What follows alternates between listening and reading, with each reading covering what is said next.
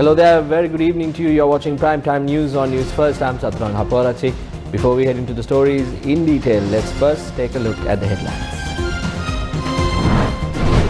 Action is important. Media circuses are not. President stresses in Dharaniyagala. Opposition leaders' mobile service program conducted in Agbopura Hambantota. LK domain affected by malicious redirection.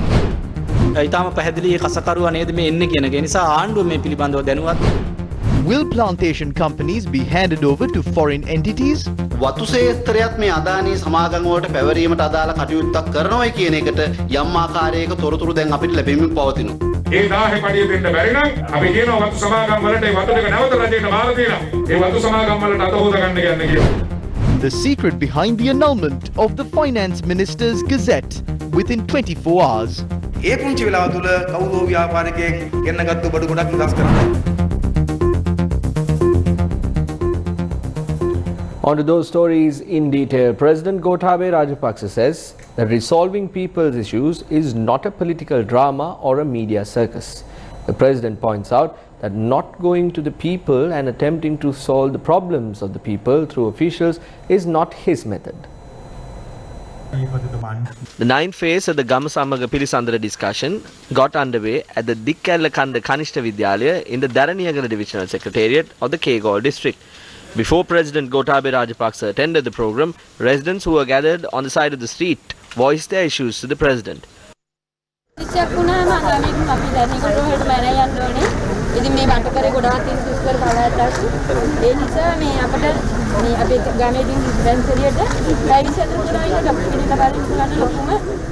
The president announced that strict action must be taken if certain individuals have taken advantage of the decisions taken to resolve people's problems. The president decided to hand over the ownership of the farmlands that have been cultivated throughout the generations to its rightful owners, the farmers. The president also addressed the gathering at this event. We will have the views expressed by the president during our bulletin. But before that, let me focus your attention to another phase of the Satkare mobile service initiated by opposition leader Sajith Premadasa, held in Hambantota today.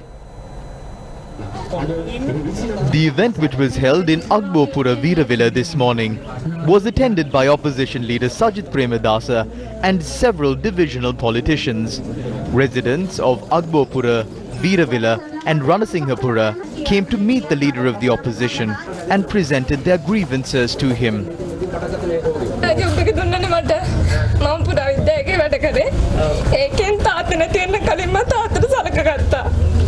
ඊට පස්සේ job එක නැති වුණා ඊට පස්සේ අම්මයි නංගි මට ඉන්නේ ඒ දෙන්න නම් මට සලක ගන්න විදියක් නැහැ සෝදේ සාගේ ජොබ් එක තිබ්බ නිසා 28000 පඩිය 20000ක් මං ගෙදරට දුන්නා අද තමයි මගේ අතර මං ඉතුරු කරගත්තේ ජොබ් එක නැති වෙච්ච නිසා ගොඩක් අසරණා සාද ඔය දේශපාලන පරිගැනීම් වලට ලක්වුණු ලක්ෂයක් විතර ඉන්නවා අනිවාර්යයෙන්ම සමගි ජන බලවේග රජයක් බිහි වෙනවා එදා මැතිවරණ වේදිකාවේ කිව්වා Hambantota වරායේ. On the political stage, the government said that they will reclaim the Hambantota port. Now, what has happened?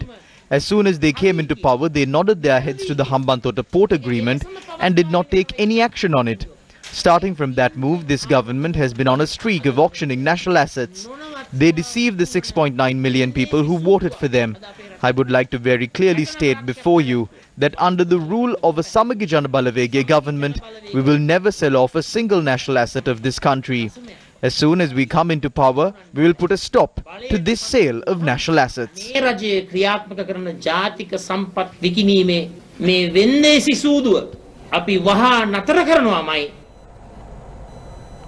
On to headline story. Certain LK domains were affected by malicious redirection this morning. However, there have been no reports of data being extracted as a result of this incident. LK Domain Registrar Professor Gihan Dayas, speaking to News First, said the malicious redirection that affected LK domains this morning had targeted a majority of government websites.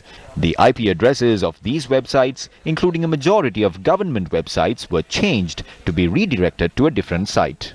Early in the morning, there were some changes made to some of the domains which are hosted by the LK domain registry, but we identified the problem almost immediately and we took action. By about 6:30 we had already started looking into the matter, and by 8:30 in the morning we managed to revert all the changes back so that all the changes which were made were moved back to what they were originally.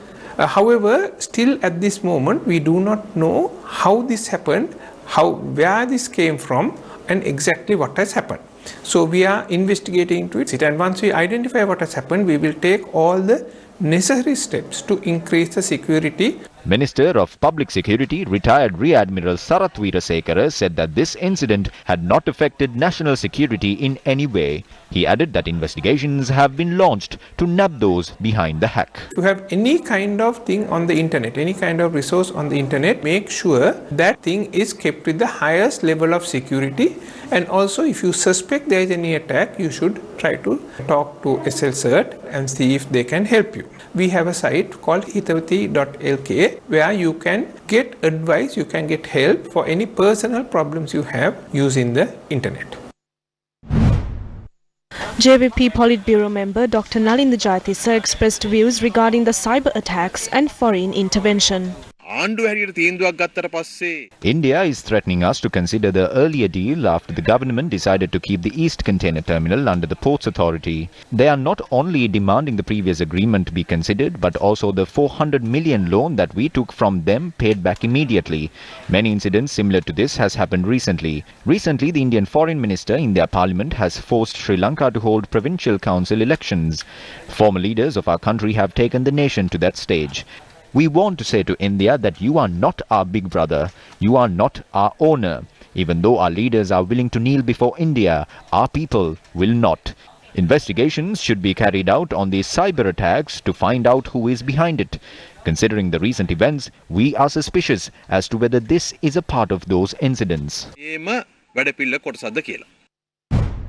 The Sinhala movement also expressed views about Indian intervention. India is unhappy about the decision taken by the government about the East Container Terminal and the decision to hand over the West Container Terminal to India instead. India has all of a sudden asked us to settle the loan that we obtained from them. On the one hand, an Indian Consul General goes all the way to Kadawat Satar in Gaul to meet with the Divisional Secretary. On the other, protests are going on in the estate sector. There are marchers in the north. The arrest of Kimbula Ale Guna in India is also being discussed heavily. A cyber attack was carried out on several Sri Lankan websites today. While all of this is happening, China has come forward to provide a $450 million loan to Sri Lanka. When you analyze these facts, it is very clear that this is a precursor to an Indian intervention against the government.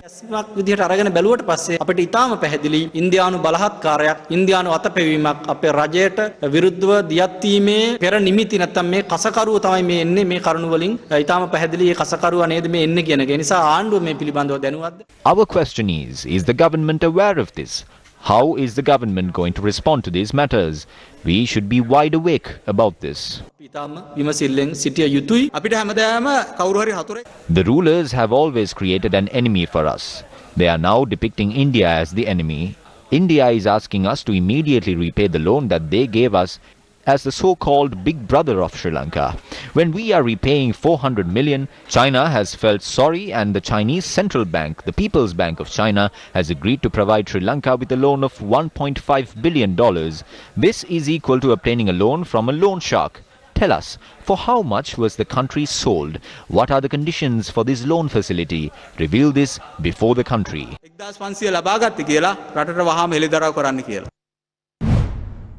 Meanwhile, Sivanesatare Chandrakanthan, alias Pillan, spoke about a meeting with the Indian Deputy High Commissioner K. Jacob during a rally held today.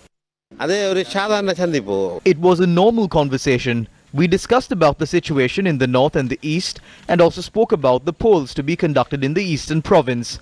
He highlighted the fact that the provincial council systems must continue to be implemented. Our party has taken a clear stance on this matter. We accept that the devolution of powers must be done through the provincial council system.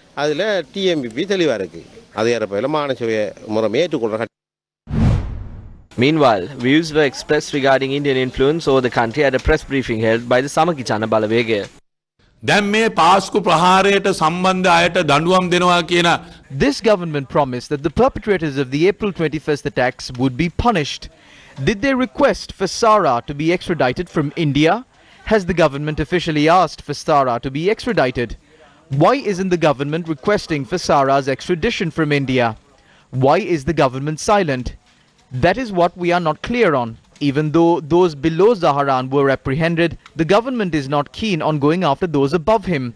The Indian security advisor came to Sri Lanka. The Indian foreign minister also came to Sri Lanka. We have to ask the government why they are not formally requesting for Sara to be extradited from India. India is not confirming that they are in custody of Sara. There is speculation whether India is keeping Sara and indirectly influencing Sri Lanka. They have demanded for the repayment of the $400 million loan through an email. Has India panicked? Why are they requesting for this loan, which was due in 2022, to be settled now?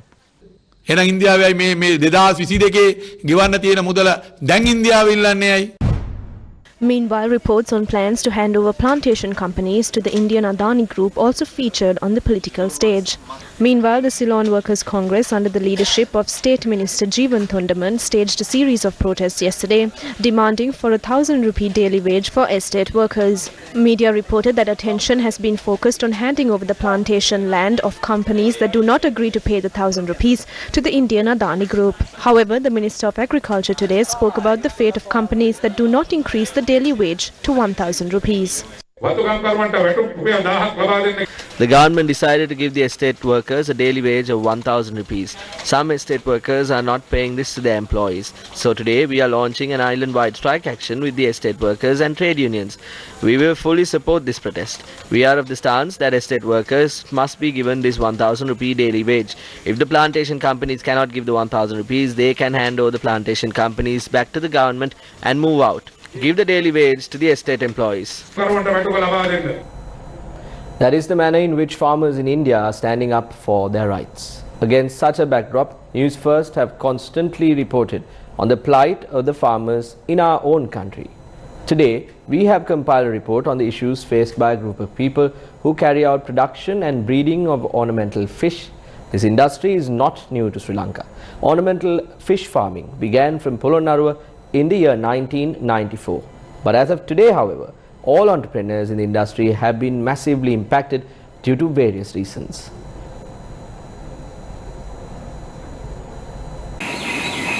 More than 9,000 people are engaging in ornamental fish farming in the Polonnaruwa district. More than 100 people engage in breeding fish. Ornamental fish farming can be mostly seen in Polonnaruwa, Tamankaduwa, Dimbulagala and Velikanda. But today, most of these entrepreneurs have given up their jobs. The food that is necessary for these fish is expensive. That is a big problem for us. Therefore, a large number of fish keepers have left the industry. The color tone and the physical features of the fish is depending on the food they consume. Initially, the tin of food was at ₹3,000, but now it is going at a range of ₹10,000 to ₹11,500. The entrepreneurs say that they have faced problems because of intermediaries as well. The goldfish that is being purchased from us is being exported for $2 to $3. We are perfectly capable of selling the fish to the buyer directly if an opportunity is granted for us. These entrepreneurs say that if proper training is provided to them, that will be of great help for them to revive this industry. රජයේ මැදිහත් වෙලා ආයතන මැදිහත් වෙලා අපිට තවත් පුහුණුව ලබා දෙන්නේ නම් මං හිතන්නේ 100% පැටවුන් නොමැරි බිහි කරන්න පුළුවන් හැකියාව තියෙනවා. While the people in Polonnaruwa are facing these issues, residents of a village in Kandy have abandoned their village.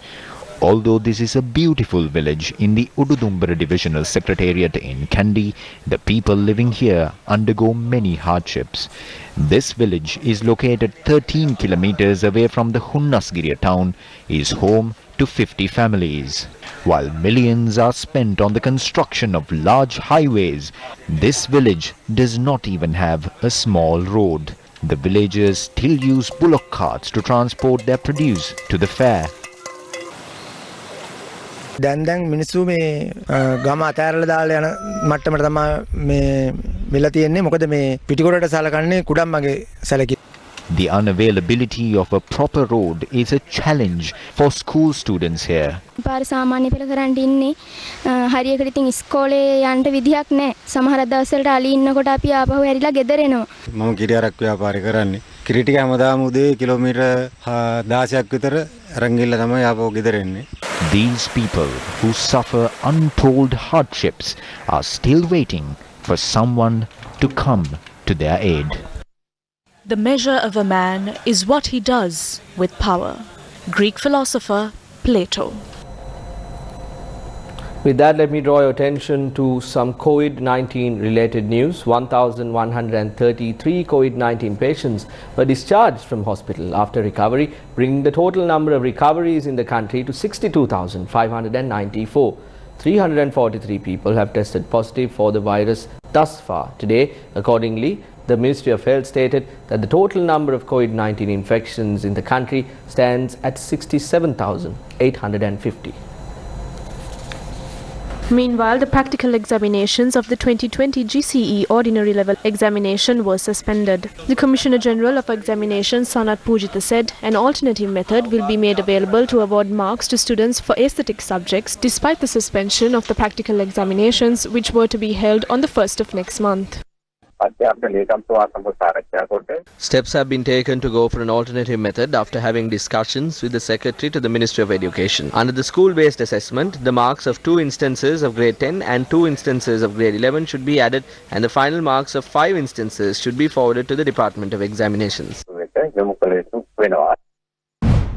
Wholesale traders in Vavuniya engaged in a demonstration today demanding the Vavuniya Wholesale Centre be reopened. The protesters blocked the Horov Patana Road in Vavuniya. Due to the COVID-19 pandemic, the centre was closed since the 9th of January. Our correspondent said that the district secretariat had given permission to open the centre today at the request of businessmen, but police and health officials had instructed that it be remained closed. Farmers who have brought vegetables from Jaffna and Dambulla were heavily inconvenienced. They too engaged in a protest afterwards with vegetables placed on the road.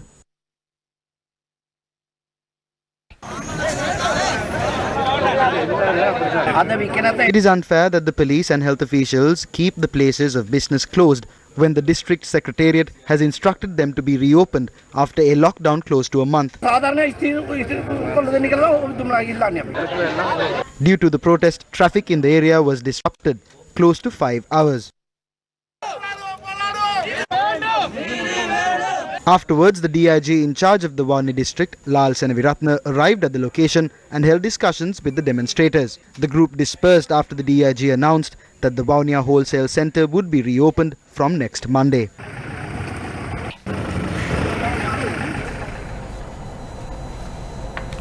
Now, those are some of the issues faced by people as a result of COVID-19 in the country, and before that we saw some of the issues faced by the farming community in our country and also the Indian farmers' situation.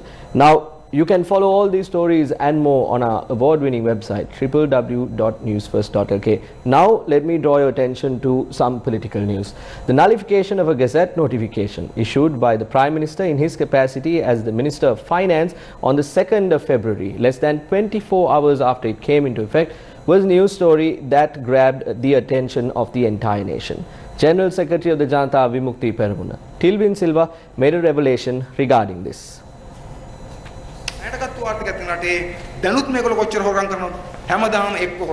How much are they stealing from a country with an economy in debt? Either they are stealing every day or they are aiding it. We inquired in Parliament how the sugar tax, which was 50 rupees for 1 kilo, was reduced to 25 cents and how those companies were allowed to earn. Those days we asked how they can earn through coconut oil tax adjustments. Ceramic items are brought down from overseas. The prices of those items have risen. There was a big tax imposed on them.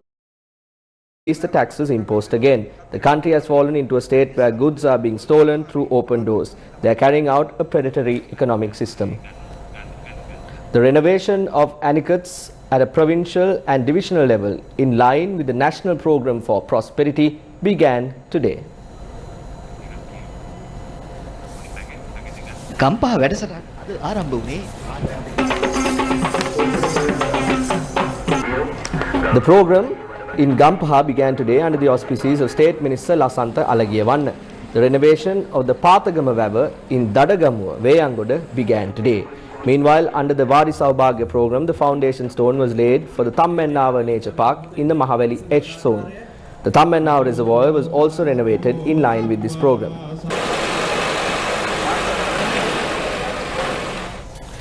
Before we wrap up this evening's news bulletin, I want to focus your attention to a voice cut by Sivanesture Thandrakanthan alias Pillan expressed while speaking at an event held in Valachene, Batklo.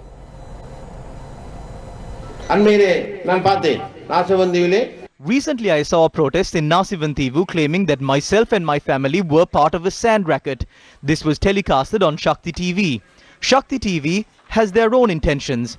You know what their intentions are. You have known them for generations. This company is one of the companies that are trying to control us.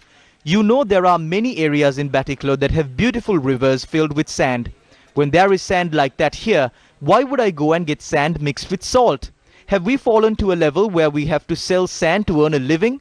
I am sad that our people too are getting together with them and raising their voices against us.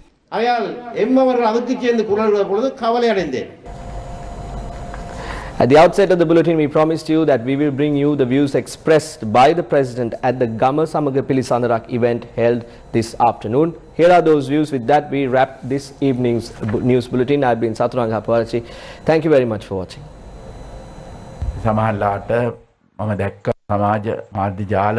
I saw people on social media saying that these are political dramas and media circuses. These are not political dramas. Political dramas and media circuses are staged close to an election.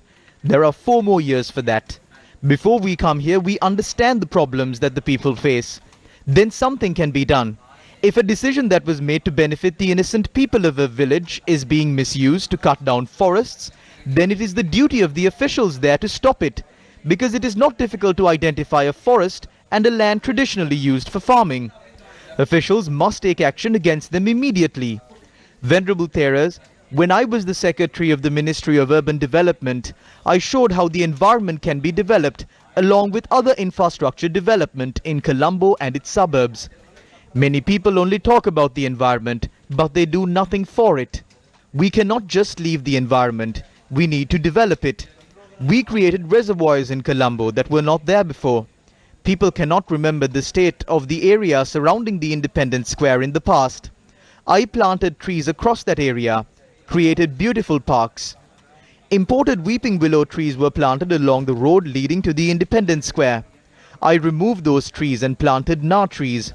Those trees are beautiful now. I was reprimanded for removing those trees too. We get scolded when we work. I did not become the president by staging political dramas or media circuses. I worked. You can only go to the people through the work that you do. We cannot find solutions to these issues while sitting in air-conditioned rooms in Colombo. We need to go to the village.